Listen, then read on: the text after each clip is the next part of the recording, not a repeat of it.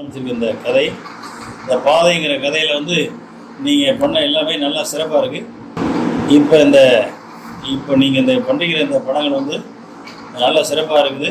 இது மக்கள்கிட்ட போய் சேரணும், விழிப்புணர்வு அடையணும், மக்கள் இதன் மூலமாக திருந்தணும் அப்படிங்கிறது தான் என்னுடைய கடமையும் கூட, பழைய பயணமும் கூட.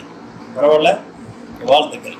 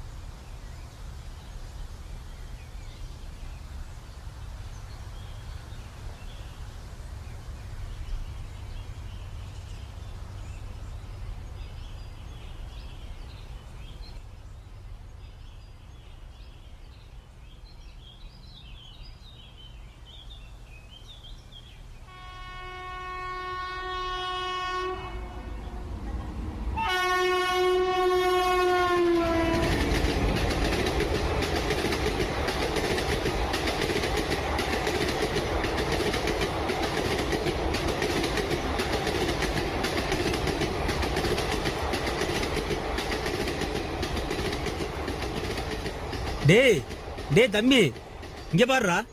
டேய், இங்க ஏன்டா வந்து நின்னுகிட்டு அழுதுகிட்டு இருக்கிற? பாரு, எனக்கு 1008 பிரச்சனை இருக்கும். அதெல்லாம் உன்ட்ட சொல்லணுங்கிற அவசியம் எனக்கு கிடையாது. என் பிரச்சனை என்னன்னு சொன்னாலும் புரியாது. பேசாம போயா. ஆமா, எங்களுக்கெல்லாம் பிரச்சனையே இல்ல. நாங்க ஏசி ரூம்ல வாழ்ந்துட்டு இருக்கோம் பாரு. என்ன நக்கல் மாரி பண்றியா? ஏன்டா தம்பி, என் வாழ்க்கையில் இல்லாத பிரச்சனையாடா உனக்கு இருக்க போகுது. இங்க வாடா, இங்க வந்து உக்காரு வா. ஓம் பக்கத்துல உட்கார்றதா? டேய், பிச்சைக்காரனா இருந்தாலும் நானும் மனசுந்தான்டா. வாடா, வந்து உக்காரு வா. யாராவது ஏதாவது பார்த்தா கேவலமா நினைப்பாங்க. நான் இப்படி ஓரமாவே உட்காந்துக்கிறேன். டேய், வெளியே நான் பாக்குறதுக்கு கேவலமா இருந்தாலும் என் மனசு சுத்தமானதுடா. ஆனா நீ சொல்ற ஆளுங்கெல்லாம் வெளியே சுத்தமா இருந்தாலும் மனசு படு கேவலமா இருக்குண்டா. நீ அவங்கள பத்தி எல்லாம் கவலையே படாத. வா, வந்து உக்காருவா.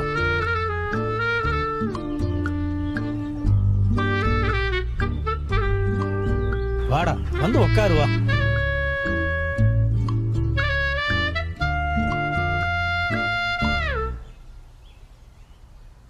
என்ன சக மனுஷனா பாரு, பிச்சைக்காரனா பாக்காத. உனக்கும் எனக்கும் பெரிய வித்தியாசம் இல்லைண்ணா. நீ காசு வேணும்னு சொல்லி பிச்சை எடுக்கிற, நான் காசு வேணுமான்னு கேட்டு பிச்சை எடுக்கிறேன். அவ்வளோதான் உனக்கு எனக்கு வித்தியாசம். நீ கேட்குற பிச்சையிலாச்சு உன் வயிறு ரொம்ப, ஆனால் நான் கேட்குற பிச்சையில் நிறைய பேரோட வாழ்க்கையை கேள்விக்குறியாக இருக்கு. ஊருக்குள்ள ஒரு ஃபினான்ஸ் கம்பெனியில் கலெக்ஷன் ஏஜென்ட் வேலை பார்த்துட்டு இருந்தேன். அது மட்டும் இல்லாமல் மாதம் பணம் வட்டிக்கு வர்றதுக்கு 10 புது கஸ்டமர் பிடிக்கணும். பையனுக்கு உடம்பு சரியில்லை, ஆஸ்பத்திரியில் சேர்த்துருக்கேன். இருந்த காசு ஃபுல்லாக அவனுக்கே செலவாயிருச்சு. வட்டிக்கு வேற பையன் வருவாப்புல, வட்டி கொடுக்கணும், காசு வேறு இல்லை. நீங்கள் இருந்தால் கொடுங்களேன், உங்களுக்கு அடுத்த வாரம் திருப்பி கொடுத்துறேனே. அண்ணா நானே இஸ்திரி போட்டு வர காசுல நான் வட்டி கட்டிட்டு இருக்கேன். எனக்கு இந்த வாரம் பார்த்தீங்க அப்படின்னா எந்த துணியுமே வரலைங்கண்ணா. வேணா வாங்கல போய் கேட்டு பார்க்கலாம். நம்ம கலெக்ஷனுக்கு வர தம்பி பார்த்தீங்கன்னா நல்லா பக்குவமான ஆளுதான், சொன்னால் புரிஞ்சுக்குவாப்புல. புரிஞ்சுக்காப்புலையாண்ணா? கண்டிப்பாக புரிஞ்சுக்குவாப்புல. அண்ணா நல்லா இருக்கீங்களா? நல்லா இருக்கீங்களா நீங்கள்?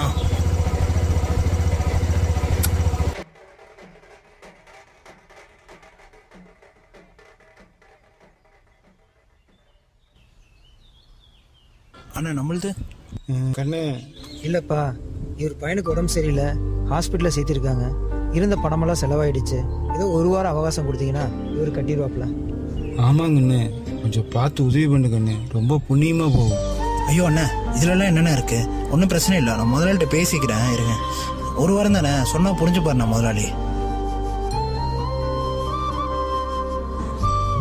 முதலாளிக்கு வாய்ஸ் மெசேஜ் போட்டுறேன், நான் கேட்டுக்கிறேன். நீங்கள் பொண்ணு பிரச்சனை இல்லை, பாருங்க பையனை பார்த்துங்க, சரியா? முதலாளி நான் தான். நம்ம சாஸ்திர நகரில் தர்மராஜன் இருக்காப்புல, அவர் பையனுக்கு உடம்பு சரியில்லாமல் ஆஸ்பத்திரியில் சேர்த்துருக்காங்க. அதான் வட்டி பணம் கட்டுறதுக்கு ஒரு வாரம் அவகாசம் கேட்டார் முதலாளி. அதான் சரி சொல்லிடலான்னு சொல்லி வாய்ஸ் மெசேஜ் போட்டேன்.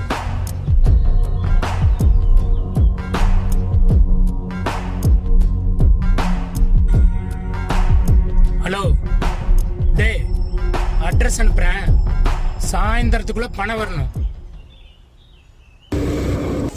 அண்ணா நல்லா இருக்கீங்களா? நல்லா இருக்கேன்பா.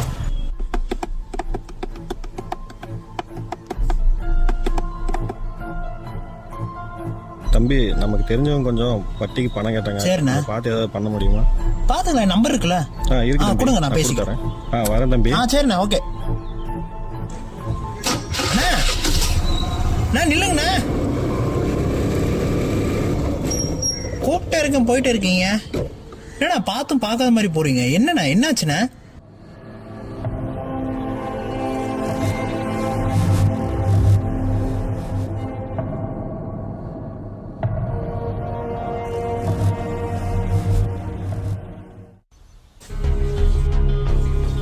அந்த ஆளோட பையனுக்கு உடம்பு சரியில்லை மச்சான், ஹாஸ்பிட்டல் அட்மிட் பண்ணிருக்காங்க.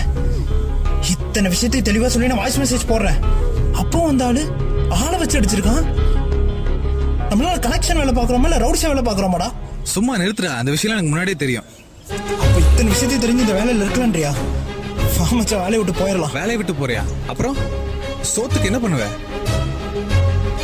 என்ன படிச்சிருக்க? 12th படிச்சவனுக்கு எவ்வளவு சம்பளம் வாங்குறான்? 5000, மிஞ்சி போன 6000. நீ எவ்வளவு வாங்குற?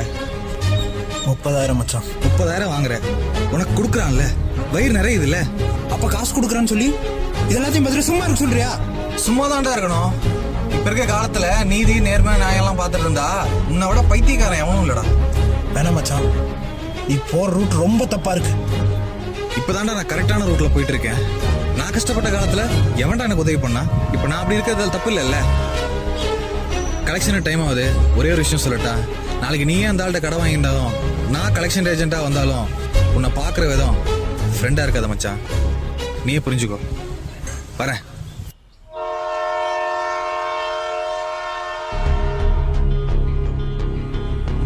டேய், எங்கடா இருக்க? ஏண்டா காசு வேணும் மட்டும் கொடைவிட்டு வந்து வாங்க தெரியுது இல்ல? காசு கொடுக்க தெரியாதா? கேட்ட பூட்டிட்டு போயிட்டீங்கன்னா சும்மா விட்டுருன்னு நினைக்கிறியா? எனக்கு சாயந்தரத்துக்குள்ள பணம் வந்தாகணும். வரலினா சும்மா சும்மா சொல்லிட்டு இருக்க மாட்டேன், பாத்துக்க. ஏன் முதலாளி இப்படி பண்ணீங்க? ஏன் இப்படி பண்ணீங்க? இரு, என்ன நடந்துருச்சுன்னு நீ இப்படி குதிக்கிற? எல்லாத்தையும் தெரிஞ்சுட்டு தான் வந்திருக்கேன். அந்த ஆள் வச்சு அடிச்சது நீங்க தானே?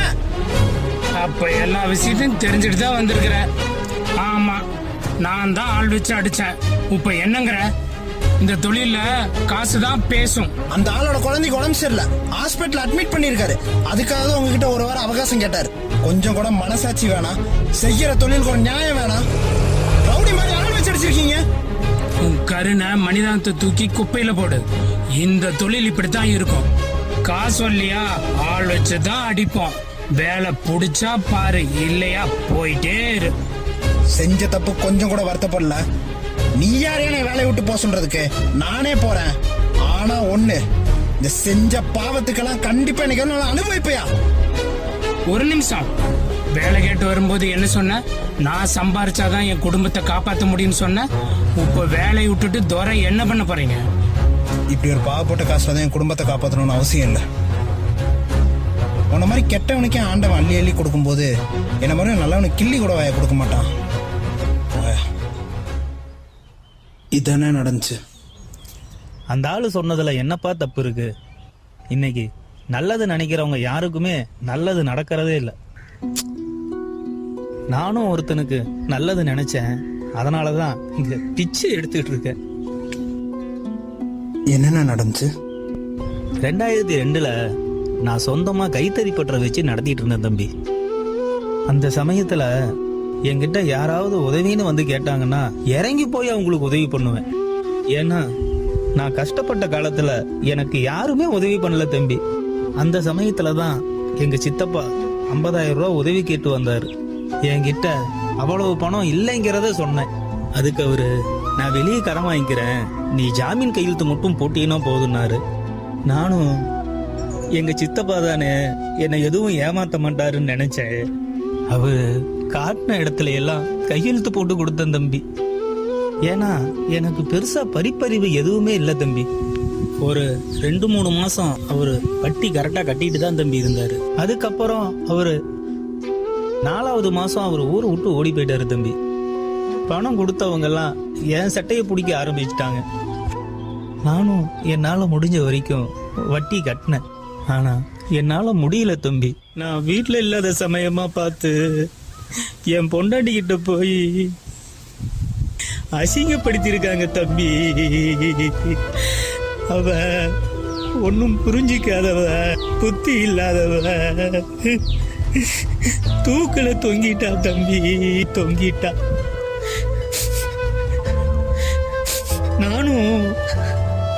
நான் அந்த கவலையிலேயே இருந்தேன் தம்பி.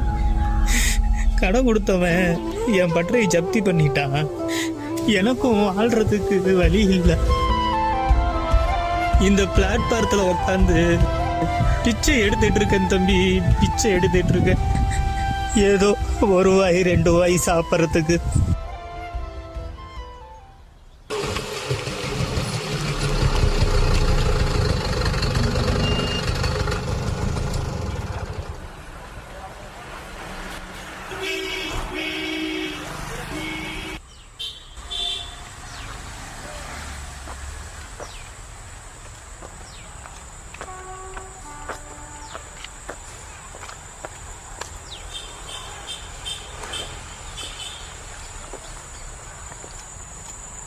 வணக்கண்ணா. வட்டி பணத்துக்கு பொள்ளிக்கும் போன் பண்ணி கெஞ்சிட்டே இருக்கணுமா உனக்கு? டைம் ஆனா கொடுக்க தெரியாதா உனக்கு? அப்படிலாம் எதுவும் இல்லைங்கண்ணா. இந்தாங்கண்ணா. இவ்வளவுதானா? அண்ணா பெருசா வண்டி ஒன்றும் ஓட்டலாம் இல்லைங்கண்ணா, அவ்வளோதானா இருக்கு. மீதி அண்ணா சீக்கிரம் கொஞ்சம் தந்துடுறேங்கண்ணா. எப்ப தர்றது? நான் ஒரு 2 நாள்ல உங்களுக்கு கொடுத்துட்றேங்கண்ணா கண்டிப்பா. ஏற்கனவே சொல்லிட்டோம், 5 ரூபா வட்டி 6 மாசம் வரைக்கும் தான். அதுக்குள்ள அசல் அடிக்கலைனா 10 ரூபா வட்டி. தெரியுமில்ல உனக்கு? அண்ணா தெரியுங்கண்ணா. ஆனா முன்ன மாதிரிலாம் ஆட்டோ ஓட்டம் இல்லைங்கண்ணா. இப்பெல்லாம் கால் டாக்ஸி தான் அதிகமா ஓடுது. ஆட்டோவில் வருமானமே இல்லைங்கண்ணா. பார்த்து ஏதாவது பண்ணி கொடுங்கண்ணா ப்ளீஸ்ண்ணா. அதெல்லாம் பண்ண முடியாது. கிளம்பு கிளம்பு.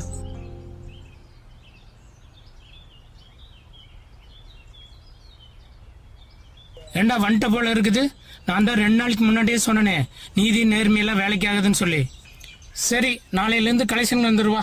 நான் முதலாளி இப்போ நான் வேலைக்கு வந்திருக்கேன்னு உன்ட்ட சொன்னேன்னா, நீயா அவனு கற்பனை பண்ணி நீயே ஒன்று பேசினா அது எப்படி சரியாகும் முதலாளி? வேலை கேட்டு வரலன்னா வேற எதுக்கு வந்த? அது உன்னை பார்க்க ஒரு விருந்தாளி வந்திருக்காரு. என்ன பார்க்க எவன்டா வந்திருக்கான்?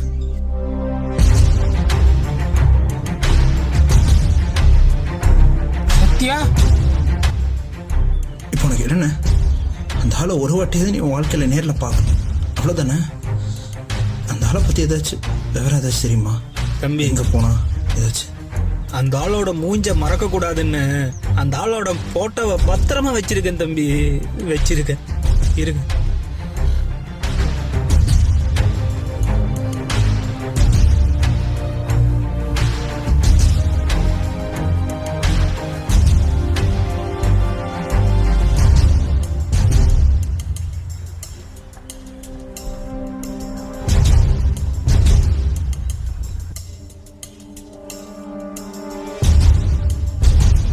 என்ன சித்தப்பா, நல்லா இருக்கியா?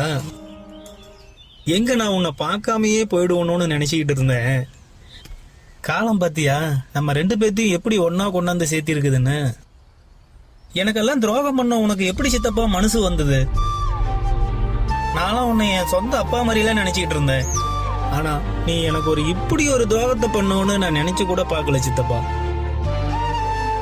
என் பொண்டாட்டி உன்னை இன்னொரு அப்பா மாதிரி சொல்லிட்டு இருந்தா, அவளும் தூக்கு மாட்டிட்டு செத்துட்டா.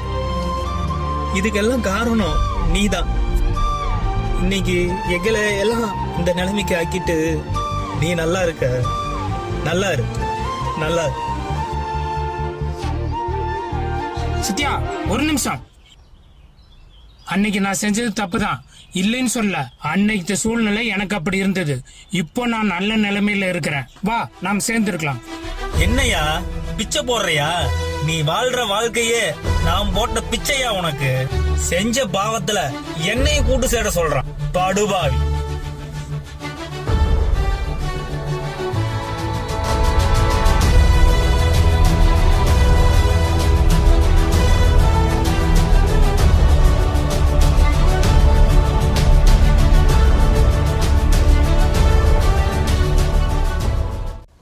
நீதி நேர்மை நியாயத்துக்கெல்லாம் மதிப்பில்லைன்னு சொன்னேன். இன்னைக்கு அவர் பிச்சைக்காரனாக இருந்தாலும் வாழ்க்கையில் ஒரு மனுஷனா ஜெயிச்சிட்டாரியா. நீ இவ்வளோ பெரிய கோடீசனாக இருந்தாலும் மனுஷனா வாழ்க்கையில் தோத்து போய் நிற்கிற. நல்லது செய்யறதுனால நான் ஏமாந்து போய் நின்னாலும் பரவாயில்லையா. நான் ஒரு நல்ல மனுஷனாக இருக்கணும்னு நினைக்கிறேன். வரேன்.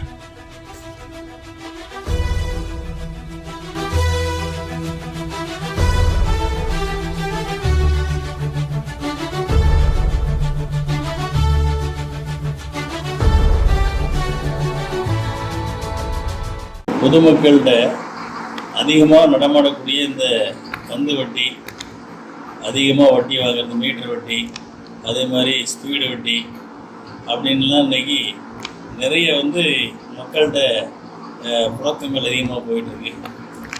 எல்லாரும் வட்டி வட்டி வட்டின்னு வட்டியை பற்றி சொல்கிறாங்க. ஆனால் இந்த மீட்டர் வட்டி வாங்கிறதுக்கு இன்றைக்கி அதையும் வாங்கிறதுக்கு பலவாறு போராடுறாங்க.